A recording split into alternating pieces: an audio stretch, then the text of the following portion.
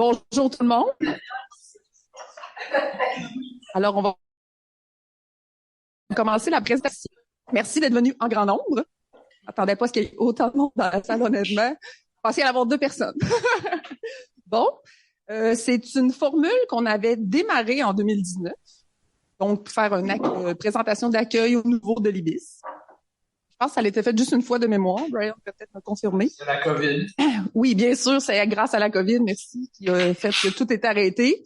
Là, on essaie de redémarrer présentation faite au nouveau parce qu'il y a beaucoup de services offerts à l'IBIS que je crois que des fois les gens ne connaissent pas. Vous allez peut-être apprendre des choses, je l'espère aujourd'hui. Donc, je m'appelle Valérie Paquette, pour ceux qui ne me connaissent pas. Je suis avant tout professionnelle de recherche dans le laboratoire de Steve Charette. Et depuis que Steve est devenu le directeur de l'IBIS, j'ai hérité du mandat d'aide à la direction. Donc, je fais des communications maintenant. C'est bizarre. C'est pour ça que c'est moi qui vais vous présenter une partie de la présentation pour avoir aussi les responsables de la plateforme. Pour la présentation, on va avoir un mot directeur, quelques mots sur l'IBIS, les services administratifs, les plateformes scientifiques et les activités qui sont disponibles en club. C'est de la parole à Steve. Merci beaucoup Valérie d'avoir organisé l'activité aujourd'hui. Merci aussi à tous ceux qui vont intervenir durant la présentation. C'est super apprécié que vous partagiez ces informations précieuses pour les nouveaux. Bonjour tout le monde. Bonjour les nouveaux plus particulièrement. Je tiens à m'excuser d'avance. Je pourrais pas rester jusqu'à la fin de la présentation parce que je dois aller à des funérailles tout de suite après vous avoir adressé la parole. Donc, merci Valérie encore de tenir le crachoir pour le restant de la présentation. Alors, comme directeur de l'IBIS, j'ai été nommé en quelque part en hiver, cet hiver, et j'avais fait une présentation en février où ce que j'avais dit que 3 grands objectifs pour ce mandat-là, c'était de se connaître, de s'apprécier et de réussir ensemble. Le processus de se connaître est en bonne voie pour plusieurs raisons, entre autres les responsables pas les responsables, mais les professionnels de recherche ont entre autres tenu une première rencontre à vie il y a 2 semaines. Et ça a été très, très profitable, je pense, pour eux de faire ça. Et donc, on va continuer dans cette veine-là avec les étudiants, les professeurs, etc., au cours des prochains mois, pour justement faire en sorte que tout le monde réalise à quel point on est avantagé d'être tous ensemble dans cet institut qui est vraiment très, très intéressant. Et il faut y avoir vécu pendant quelques années, je pense, pour le comprendre encore. Donc, l'IBIS, l'Institut de biologie intégrative et système, existe depuis 2009. Ici, l'édifice en tant que tel, le pavillon Charles-Eugène Marchand, accueille des équipes de recherche depuis déjà presque 30 ans, milieu des années 90.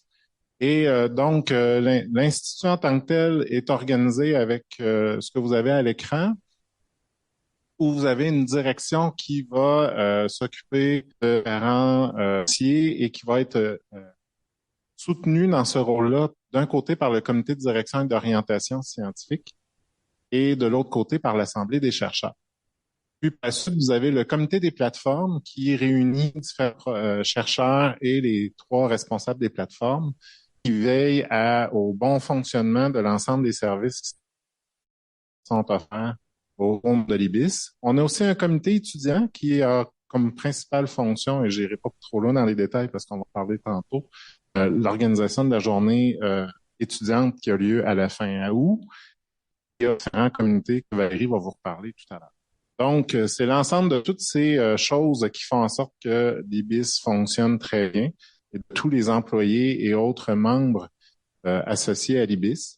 Donc, je les remercie tous de faire en sorte que ça fonctionne comme ça fonctionne actuellement, c'est-à-dire très bien.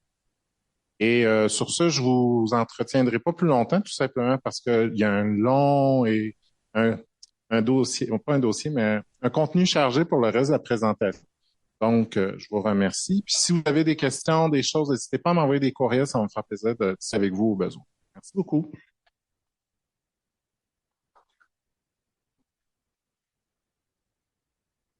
Alors, l'IBIS, c'est 4 facultés sous un même toit. Donc, vous appartenez à une de ces 4 facultés, soit sciences et génie, sciences de l'agriculture et de l'alimentation, faculté de foresterie, géographie et géomatique ou la faculté de médecine. À l'IBIS, on a présentement 8 membres chercheurs réguliers Et vous avez à la droite les extramuraux. Fait que ça, c'est les gens qui sont des membres réguliers, mais qui ne sont pas physiquement ici à l'IBIS. Donc, si votre chercheur n'apparaît pas, c'est normal. J'ai fait une erreur. Vous devez reconnaître votre chercheur. 15 membres chercheurs associés à l'IBIS. Pour être un membre associé, il faut collaborer étroitement avec un des 27 chercheurs réguliers de l'IBIS. Fait que des fois, vous allez voir passer ces noms-là dans des publications ou dans des courriels, des choses comme ça.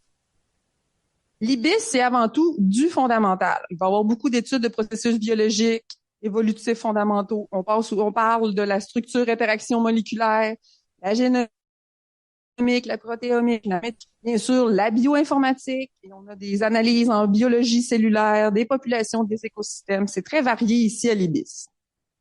Et pourquoi on fait du fondamental? C'est pour se rendre vers l'appliqué. Et bien, les connaissances fondamentales vont être mises en pratique. Pourquoi? Pour protéger l'environnement, développer des nouveaux algorithmes, aider aux problèmes de changement climatique, pour résoudre des problèmes en santé humaine, santé des animaux, dans la foresterie et l'agriculture. C'est tous des sujets qu'on touche ici à l'IBIS. Je vous disais que je fais maintenant des communications. Donc, si vous voulez être informé de ce qui se passe à l'IBIS, il faut lire l'infolettre bimensuelle qu'on appelle les bons coups de l'IBIS. Là-dedans, vous allez retrouver plein de contenus qui peut parler des nouveaux membres qu'on va accueillir à l'IBIS. Dernièrement, je fais des profils sur des employés permanents de l'IBIS. Vous allez voir tout ce qui est les articles scientifiques, autant des membres réguliers que des membres collaborateurs. Les étudiants, on peut voir leurs bourses, subventions que certains chercheurs reçoivent et les distinctions dans les médias ou les choses comme ça. Donc, n'hésitez pas à m'envoyer vos bons coups. Des fois, les étudiants sont pas sûrs qu'ils ont le droit de dire des choses. Oui, on va voir tout ce qui passe dans les BIS. Quand vous avez gagné une affiche dans un congrès, on veut le savoir. C'est une belle fierté pour vous. Puis c'est des choses qu'on veut diffuser. Ça, pour les chercheurs, les bons coups des BIS. Je mentionne qu'on a une belle équipe ici qui permet que ça fonctionne bien. Ça commence par les administratifs. On a entre autres Steve Grimard, qui est coordonnateur à l'administration et qui est aidé par Aurélie, qui est juste derrière, qui est la secrétaire de gestion, qui est parmi nous depuis quelques temps maintenant. Donc, ces gens-là sont là pour vous aider. Donc, l'accueil des nouveaux étudiants, entre autres, vous les avez vus, vous avez votre clé, les cartes d'accès. Si vous avez des problèmes de gestion de bureau dans le bâtiment, c'est avec eux qu'il faut communiquer. Et ils vont faire aussi la gestion du taille. Aurélie vous mentionne que le secrétariat est ouvert de 8h30 à midi, puis de 13h à 16h. Elle est disponible pour vous aider avec vos impressions couleurs ou vos copies. Si, en tant qu'étudiant, pour organiser un colloque, une journée étudiante, un événement social, vous pouvez utiliser les services d'Aurélie pour faire diffuser cette information-là par courriel à tous les membres de l'IBIS. Donc, vous pouvez cliquer avec Aurélie en tout temps ou avec Steve à accueil-ibis-ulaval.ca. On a aussi plein d'autres employés qui offrent des services. On a entre autres Didier qui est juste là, séromatique. On a aussi Mathieu au Biobar. Biobar, oui, appartient à l'IBIS. Qu'ils ne savent pas, malgré que le Biobar se trouve, le magasin scientifique se trouve au Vachon. Ensuite, nous avons de la stérilisation et la réception des marchandises qui sont supportés par Sébastien et Odette. Je vous fais un petit survol de notre site web. Dans l'onglet en haut, vous avez à votre droite accès rapide. En tant qu'étudiant nouveau, là, c'est une place que vous devriez fréquemment utiliser. Entre autres, pour avoir accès au magasin scientifique, au portail de l'IBIS. Et si vous voyez, réservation de salle, ça va vous servir aussi pour réserver les appareils qu'on met en commun ici à l'IBIS. Et je veux vous mentionner que si vous manquez d'espace pour vos bureaux personnels, vous voulez travailler dans le CAM, il y a des bureaux personnels disponibles à partager au 4233A, qui est possible de réserver sur la plateforme de réservation. On peut aller chercher une petite clé pour barrer ces choses, pour garder nos trucs en sécurité. Vous avez aussi accès à vos résultats de séquençage. Et dernièrement, il est possible d'utiliser une plateforme pour transférer des fichiers entre différentes personnes quand vous avez des fichiers lourds à transporter. Juste ici dans le bas, je vais vous en reparler plus tard. Donc, en informatique, Didier, c'est la personne ressource. Et attention, il n'est pas bioinformaticien. C'est très important. Donc, si vous avez des questions concernant le portail de l'IBIS, les accès aux imprimantes, moi, c'est toujours les questions que je vais poser à Didier. Vous avez un problème avec le site de réservation, vous comprenez pas des choses là-dessus, vous avez des problèmes avec votre ordinateur personnel, ne soyez pas gênés, même s'il est au bout du corridor au 4e étage puis qu'il fait sombre, ils sont toujours là, et il est toujours là et sympathique pour répondre à vos questions. Aussi, vous conseillez avec l'achat d'un ordinateur et pour configurer les réseaux Wi-Fi, du roam, les précipitaires et tout ça. Tantôt, je vous parlais qu'on a une nouvelle plateforme de transport. Dans le fond, c'est un peu comme un WeTransfer, là. C'est d'habitude qu'on utilise, mais il y a plein de publicités. Celle-là, ben, ce qui est l'avantage, c'est que c'est sécuritaire. Elle a une capacité de transfert de plus d'1 téra. Puis, il y a une possibilité d'inviter quelqu'un hors IBIS. Fait que vous pouvez l'utiliser juste en vous connectant avec vos accès traditionnels d'ici. Non, le service de laverie, l'horaire de 8 à 3 heures l'après-midi. Il y a 2 décontaminations des déchets biologiques qui se fait par jour maintenant, très matin et 8 heures en fin de matinée. Sylvain Odette vous demande de ne pas remplir trop vos sacs de déchets biologiques parce que quand ça sort de l'autoclave, c'est toujours un grand problème. Je le mentionne parce que les étudiants, vous faites partie souvent des gens qui apportent les déchets. Sinon, on est chanceux, on a un service de lavage de vaisselle de laboratoire. Très important de bien identifier votre laboratoire, votre matériel avec le numéro de votre laboratoire. Et si l'horaire de la laverie ne vous convient pas pour stériliser vos choses, il y a toujours l'autoclave en libre service qui est disponible au niveau 0. Maintenant, on va vous parler des plateformes scientifiques. Alors, on a 3 plateformes ici à l'IBIS depuis plusieurs années. Une plateforme de bioinformatique, d'imagerie et de microscopie et d'analyse génomique. Donc, j'invite Éric, le responsable de la plateforme, à venir par la suite. Bonjour, alors moi je suis là pour présenter les services, qu'est-ce qu'on offre à la plateforme de bioinformatique. Premièrement, je commence avec la vision de la plateforme, la mission de la plateforme. Fait que la vision, c'est un utilisateur de recherche en génomique. J'ai listé quelques sujets particuliers, là, conservation, agriculture, foresterie, santé humaine, mais il y a plein d'autres domaines que Valérie a nommé tantôt, des choses qui interpellent à l'IBIS. La mission, c'est de contribuer par des analyses de haute qualité, une infrastructure de calcul et des projets fondamentaux et appliqués en génomique à l'IBIS et ailleurs qui ont des impacts positifs sur la société. Dans le cadre de l'IBIS en tant que tel, les portions qui sont en orange, c'est-à-dire offrir une infrastructure de calcul et du support qu'on fait spécial pour les membres de l'IBIS. C'est pas des choses qu'on a avec les services qui sont particulièrement utiles pour les équipes. Ensuite, notre équipe est composée pour l'instant de 3 personnes. On a Stéphane Larose, qui est notre administrateur système, qui lui gère les équipements, les serveurs, installation, les sites web, etc. L'installation de logiciels pour vos besoins de calcul, la gestion, etc., débogage, support utilisateur. Alim Maroufi, qui est dans l'équipe aussi, qui fait de la bioinformatique structurelle des protéines. Donc, structure, conformation des protéines, interaction ligand-protéines, tous ces genres d'actions-là qui peuvent être intéressantes au niveau de la structure des protéines en tant que telles. Et aussi de la métagénomique de bactéries et de champignons. Des gènes un peu habituels pour ces choses-là. Et de la métabarcoding aussi de communautés bactériennes. Finalement, il y a moi qui fais plutôt de la génomique, donc moins les bactéries, tout ça. Je fais du genotyping by sequencing. Donc, tu vas aller chercher des SNP, ADN environnemental, assemblage du génome. Whole genome sequencing, c'est aussi des SNP la plupart du temps et autres variants structurels. Développement de PASNP sur mesure en fonction des besoins des projets. À l'IBIS, on est chanceux d'avoir de l'infrastructure que servent au calcul dans le fond bioinformatique. Entre autres, on a 3 serveurs Metu et 4 qui totalisent, là, on voit 400 quelques cœurs pour calculer et plusieurs terras d'espace de mémoire RAM. On offre aussi des services pour du stockage. Donc, ces projets-là, en génomique, ça demande souvent beaucoup d'espace disque. Alors, on a de l'espace de stockage pour ces projets-là. Ensuite, on offre aussi des backups et de l'archivage sur ruban. Donc, pour les équipes qui ont beaucoup de données, puis qui, à un moment donné, on garde les données pendant de nombreuses années, ça peut valoir la peine de transférer une portion sur ruban. Donc, c'est ça de stockage, backup, juste à nous contacter. Et finalement, ben, c'est Stéphane qui installe et maintient la suite de calcul, les logiciels qui sont installés sur le site. Donc, en gros, pour le support, comment ça fonctionne, c'est que une grille tarifaire pour qui on contribue à des projets. Mais ce que je voudrais mettre l'emphase, c'est surtout que si vous venez nous voir pour discuter, vous avez des questions, vous avez des besoins, et qu'on vous aide à trouver les bonnes solutions. On ne charge pas pour ça. Pour la consultation, pour venir nous parler puis voir qu'est-ce qui peut être fait dans le cadre de votre projet. Les professeurs, étudiants, professionnels de recherche, peu importe. Ça va nous faire plaisir de vous aider pour ça.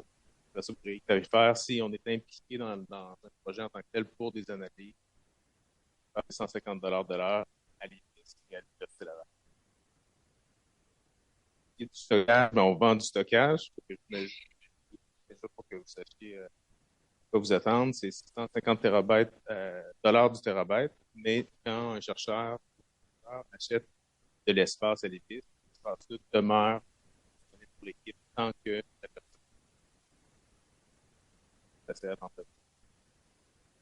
Besoin d'archivage, j'ai mis les tarifs. Si vous avez besoin de support, premièrement, n'hésitez pas, ça va nous faire plaisir. On est là pour. Vous avez l'adresse à laquelle écrire, bio.info@leval.ca. La documentation qui est disponible, logiciel, etc. sur le site de l'IBIS, donc www.ibis.leval.ca. Si vous pouvez regarder, c'est beau.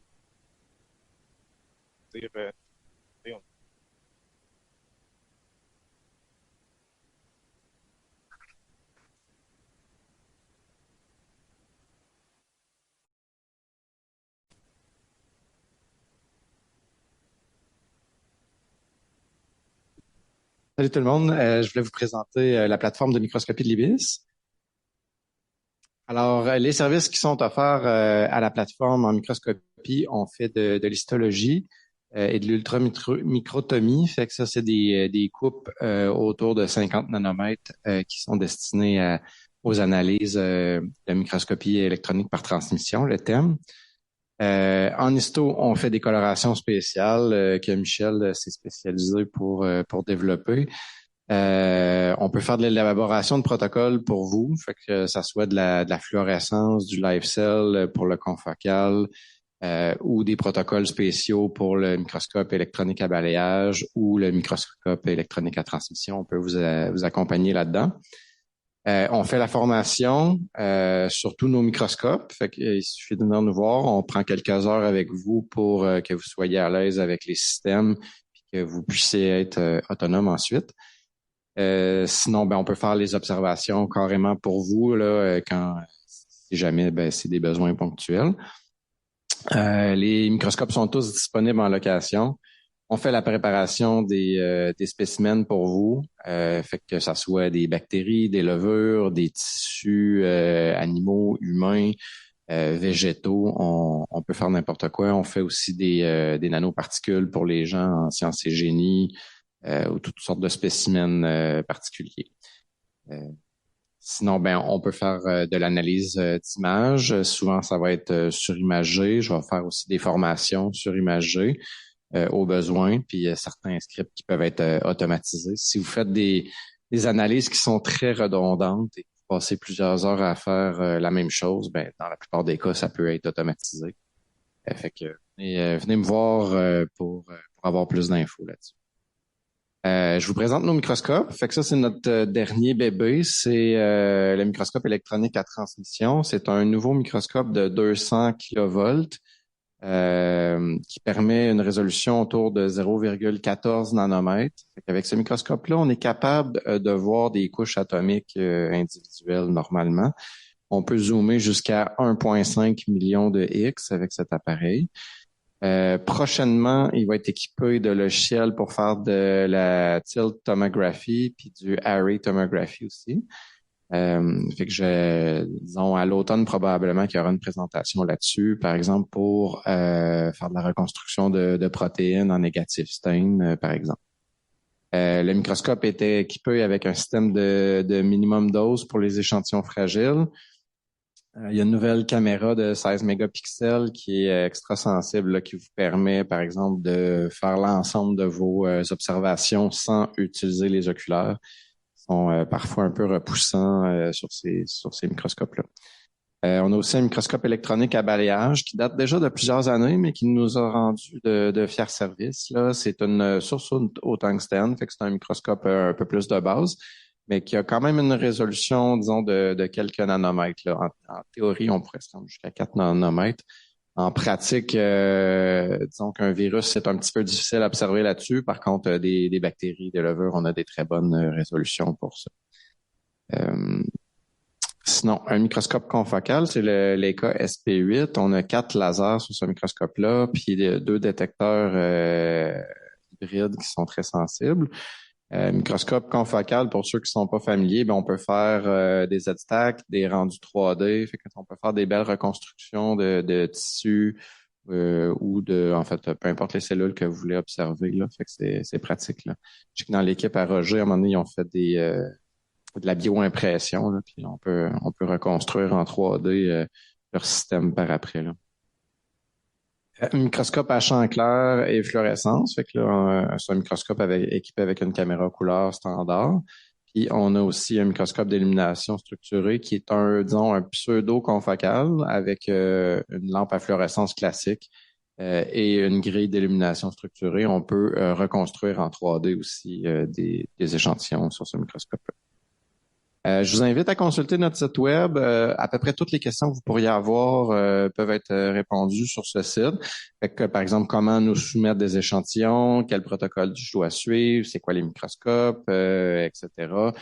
Comment réserver, tout est sur le site web microscopie.ibis.ulaval.ca. Je vous montre ici quelques images qu'on peut faire en histologie. Fait que si on a je vous présente sur le côté, là, disons de gauche à droite en haut, c'est une racine ou une branche, corrige-moi Michel. C'est une racine de pin. En deuxième, on a des branchies. Le troisième, c'était des levures avec une coloration spéciale. La quatrième, là, qui est sur la deuxième rangée, c'est du foie humain, aussi avec une coloration spéciale.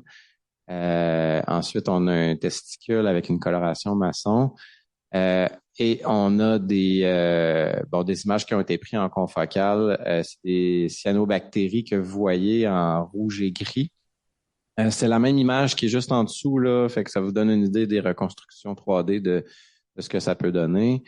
En bas complètement, ça c'est des morceaux de plastique recouverts de bactéries qu'on avait encodés en profondeur avec des couleurs différentes. Ça permet, par exemple, de faire des analyses d'emplacement, disons, des bactéries dans des cryptes. Finalement, l'avant-dernière image, c'est des racines en autofluorescence. En microscopie électronique, je vous montre quelques exemples. On a du pollen en haut, des bactéries à capsules là, qui vont avoir des polysaccharides alentour. Ça, c'est la deuxième image, c'est faite en thème. En SEM, la troisième image, c'est de la peau qui a été reconstruite au LOEX. La quatrième image, c'est des amibes, spécialité de notre directeur. Au centre, une image de diffraction pour la science des matériaux où on peut détecter certaines raies là, pour l'aluminium. La sixième image, c'est des fibres de polysaccharides en négatif stain. En bas ici, on a une cornée. Au centre, c'est de l'électrospinning. Ça, c'est en sciences des matériaux encore, ils vont utiliser des buses pour extruder un matériel qui va servir d'isolant. Et en dernier, on a un bactériophage qui est fait par une équipe ici, Anthony Vincent. Je pense que c'était tout pour moi. Alors, je passe le flambeau à Brian.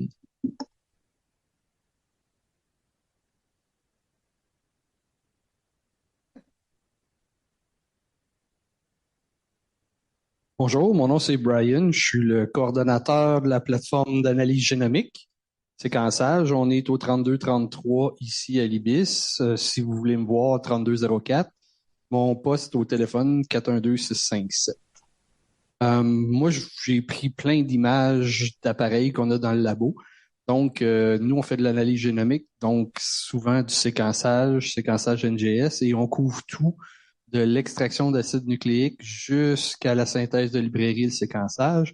Donc, je vais vous montrer ici quelques équipements qu'on a qui sont disponibles à la plateforme. Donc, on peut vous former. Vous pouvez venir les utiliser.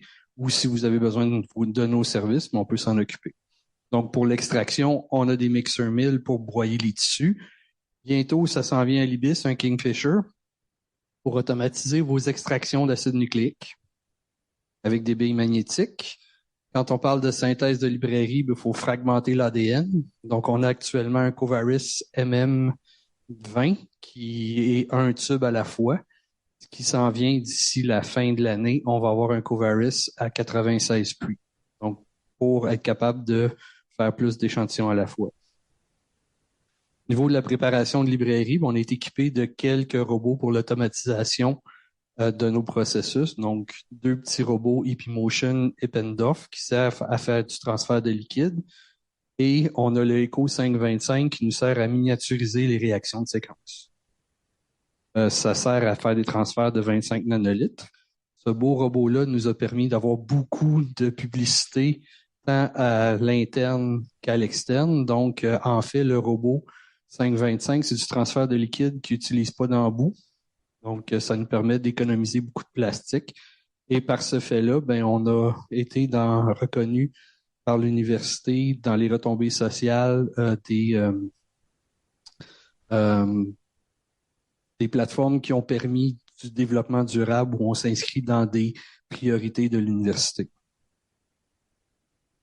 Donc,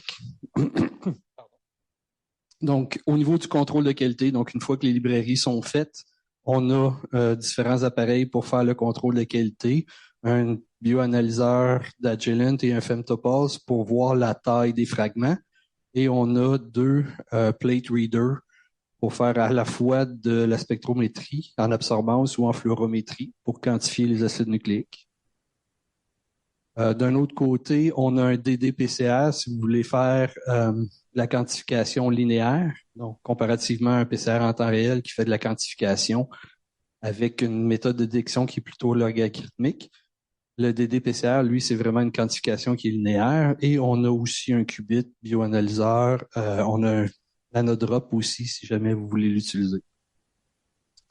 Quand on tombe dans l'étape ultime, le séquençage, on a un ABI 3500 pour le séquençage Sanger. Après ça, on tombe dans les appareils qu'on appelle de séquençage nouvelle génération. Donc, on a 2 MiSeq. On a 4 Ion S5 de Thermo Fisher. Et notre dernière acquisition qu'on voit ici, c'est le Aviti. J'en profite pour présenter l'équipe de la plateforme de séquençage. Donc, on peut voir sur la photo moi-même qui est en avant pour aucune raison que je prends le lead. On a de gauche à droite, on a Sonia, Geneviève sur la première ligne. En arrière, on a Bérénice, Christian, l'agneau de Dieu, Gaétan et on a Jérôme. Donc, avec l'ensemble de nos séquenceurs, on est capable de faire des amplicons. On est capable de faire du séquençage de novo, des métagénomes, du GBS, du reséquençage. Donc, à peu près toutes les applications qu'Éric vous a présentées en analyse bioinformatique, mais on est capable de faire ce séquençage-là à l'IBIS. Donc, on couvre quoi? Si vous avez des besoins en génomique de population, sélection génomique, évolution moléculaire, expression génique, études de communauté, études de diversité, génomique comparative, marqueurs moléculaires, on est capable de vous aider avec ça. Mais encore, on a une vaste expertise en biologie moléculaire des organismes non modèles. On peut vous supporter au complet dans tout le processus, c'est-à-dire de l'extraction d'acide nucléique jusqu'aux analyses. Bon, les analyses, ça risque plutôt d'être pelleté dans la cour d'Éric, mais on est capable de vous aider là-dessus. On a aussi une vaste expertise en séquençage nouvelle génération. Donc, on fait du séquençage nouvelle génération depuis que c'est apparu sur le marché. Donc, on peut vous guider, c'est ça notre but, pour vous aider à choisir la meilleure approche, le meilleur instrument en fonction de vos objectifs de recherche et de votre budget. Donc, on peut vous aider à développer des procédures qui n'existent pas. On a aussi une bonne expertise en PCR quantitatif. Mais encore, si vous n'êtes pas sûr qu'on peut vous aider, on n'est pas sauvage. Venez nous voir. si on n'est pas capable de vous aider, mais peut-être qu'on peut vous référer à la bonne personne qui va pouvoir vous aider. C'était tout pour moi.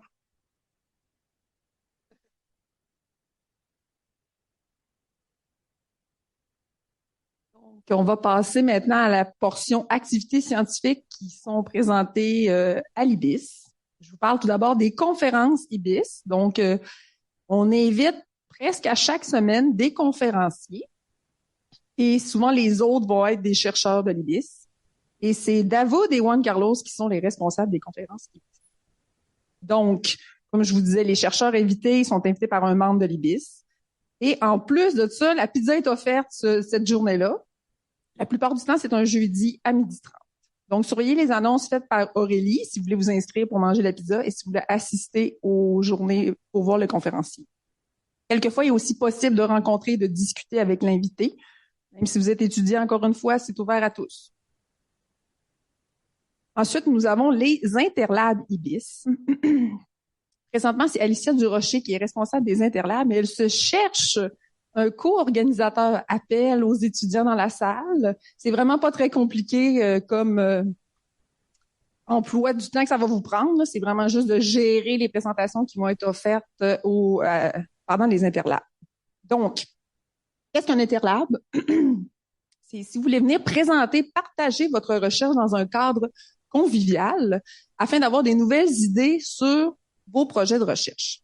Il faut savoir que les interlabs, c'est une ambiance amicale, informelle, qui va favoriser les échanges positifs. C'est les personnes qui vous jugent, même si votre présentation dure 15 minutes, n'est pas là pour se péter les bretelles.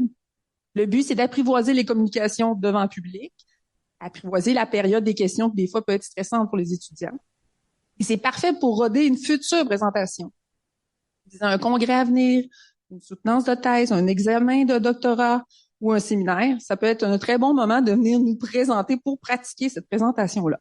Je parle beaucoup pour les étudiants, mais les interlabs sont ouverts à tous à l'IBIS. Donc, ça peut être aussi un professionnel de recherche ou quelqu'un d'une plateforme ou un chercheur aussi. Les présentations peuvent être faites en français ou en anglais. Puis normalement, c'est d'une durée d'environ 20 à 30 minutes, plus la période de questions. Et encore une fois, on vous nourrit, comme aujourd'hui. On vous donne beignes et café. Puis vous êtes invités, les étudiants aussi, à participer en tant qu'auditoire pour venir écouter sur des sujets pertinents peut-être pour votre recherche, mais des fois aussi apprendre sur d'autres sujets, qui sait. Puis aussi, on peut sortir de la routine. Ça fait du bien de voir les gens de l'Institut. On a aussi le comité étudiant. Les responsables sont Iman du labo de Jean-Sébastien Moore et Martina chez Sylvain Moineau. Donc, le plus grand rôle du comité étudiant, c'est d'organiser la journée étudiante de l'IBIS. Cette année, la journée va avoir lieu le 30 août. Bien sûr, ils sont toujours à la recherche de nouveaux étudiants pour s'impliquer dans le comité. Pourquoi vous pourriez être intéressé à vous impliquer? Parce que ça va vous donner une belle vie sociale. Vous allez découvrir d'autres personnes et d'autres sciences qui se fait ailleurs. Et plus encore, j'ai jamais été sur ce comité-là, mais je pense qu'ils des fois organisent des activités extra-IBIS.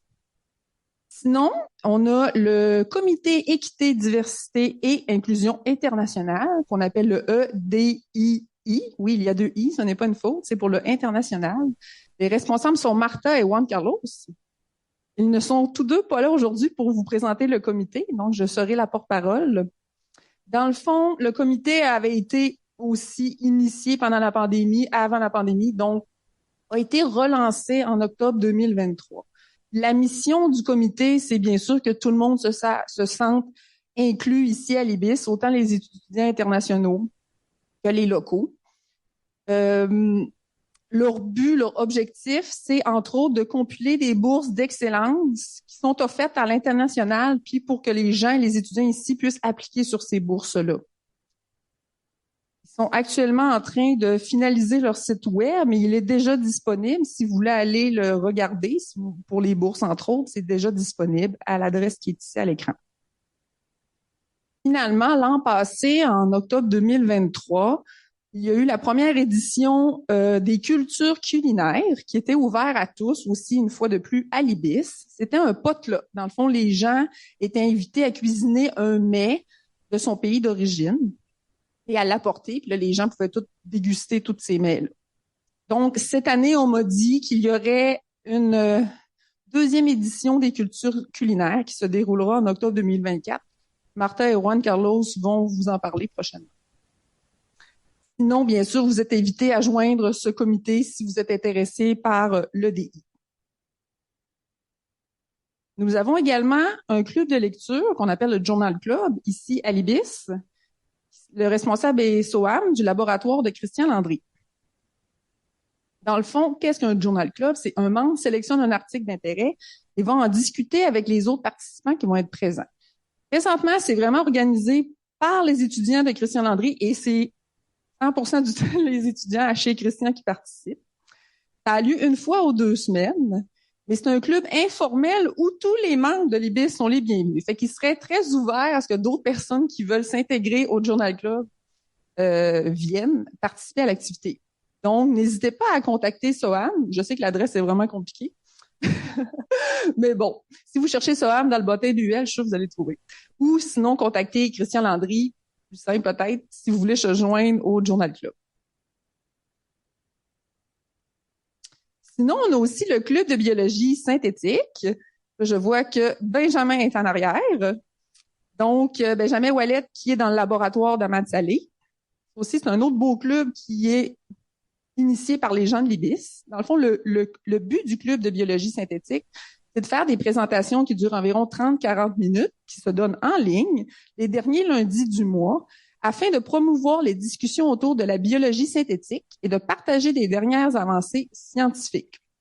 Ils vont couvrir toutes sortes de sujets qui traitent de la biologie synthétique, dont les outils et les méthodes, les approches, les applications, ainsi que l'éthique et les législations. Encore une fois, c'est un club qui est ouvert à tous. Si vous êtes intéressé par ce sujet, vous pouvez y participer. Jusqu'à maintenant, il y a eu 18 présentations, plus de 334 inscriptions. Et si vous regardez la carte, là, les participants, autant que les présentateurs, sont à travers le monde. C'est quand même très international et c'est très intéressant, autant pour les étudiants que les chercheurs, parce que c'est n'importe qui peut présenter. Donc, si vous êtes intéressé, vous pouvez écrire à Benjamin. Il y a un beau site web aussi sur le site d'Ahmad. Vous avez le code QR ici. Donc, encore une fois, c'est un club qui peut être pour les étudiants de l'IBIS. Nous avons aussi un club social. J'ai écrit que le responsable, c'est Brian, mais c'est plus le trésorier. Il ne veut pas être associé comme la personne responsable. Alors, le club social, qu'est-ce que ça fait, entre autres? Ben, c'est ce qui vous permet d'avoir des belles petites cochonneries au local 0147 au coût de 1,50 $. On a du café frais fait à tous les jours, même 2 fois par jour. Il y a des collations, bon, pas toujours santé, je vous l'accorde, au coût de 1,50 $. Pour les paiements, ça fait déjà quelques temps, on a initié les paiements Interact. Il faut remplir les petits coupons. Là, s'il vous plaît, mettez toutes vos bonnes informations et soyez honnêtes vos petits coupons. On a des petits problèmes avec les petits coupons. Non, vous pouvez toujours payer en argent. Puis, tu sais, je sais qu'on n'a pas toujours ça, 1,50 $, mais on peut venir mettre un 20 $ une fois de temps en temps, puis on calcule le nombre d'items. Ça, on aime ça, des 20 $ dans la boîte, c'est facile à compter. Ce qui est vraiment intéressant avec notre club social, c'est que tous les profits sont entièrement remis aux gens de l'IBIS. Fait que si vous consommez, ben c'est juste directement retourné à vous. Puis bien sûr, c'est du bénévolat des membres. J'en fais partie du club social. Il y a plein d'autres gens aussi. Les étudiants, vous pouvez vous impliquer aussi sur ce comité. Qu'est-ce qu'on organise, entre autres? La santé du Nouvel An, entièrement gratuit. La tire sur la neige, entièrement gratuit. En primeur, je vous annonce que le 20 juin, il y aura un 5 à 7 pour souligner la fête nationale. Il y aura des hot dogs gratuits et vente de bière, dont de la bière de la microbrasserie Noctem. Ensuite, il y a déjà eu des organisations de bain fromage, party d'Halloween. Et à chaque année, notre incontournable, c'est le party de Noël. Qui n'est pas entièrement gratuit, mais je confirme qu'on redonne beaucoup au party de Noël via le club social. Ça vous fait un party pas cher, bien arrosé, je vous le confirme. Donc, si ça vous intéresse de vous impliquer, ben, il y a plein de petites tâches qui peuvent être faites. Autant on peut gérer le coin cochonnerie, compter l'argent, les coupons, remplir les items. Ça peut être aussi organiser des événements, plus en particulier si vous avez une idée d'un nouvel événement qui pourrait intéresser les gens. On est aussi très ouvert. Puis, ben, il faut communiquer avec Brian. Tout se passe par Brian. Dans le fond, on a une liste d'envoi. Fait qu'il va vous mettre sur la liste. Puis là, quand on a des discussions, ben, vous allez participer. Fait que ça va être tout simple comme ça. Puis vous allez pouvoir être inclus dans le club social. Alors, étudiants, si vous voulez vous impliquer, vous allez juste avoir un meilleur moment parmi nous. Parce que c'est bien beau faire sa recherche, mais vous êtes jeune, puis ce qui est bien, c'est de s'impliquer, puis de voir la diversité qu'on a ici entre nos 4 murs. Donc, il y a plein de comités, comme on vous a parlé aujourd'hui, qui pourraient être intéressants pour vous.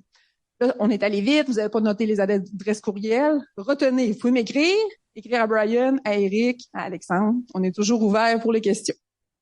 Merci.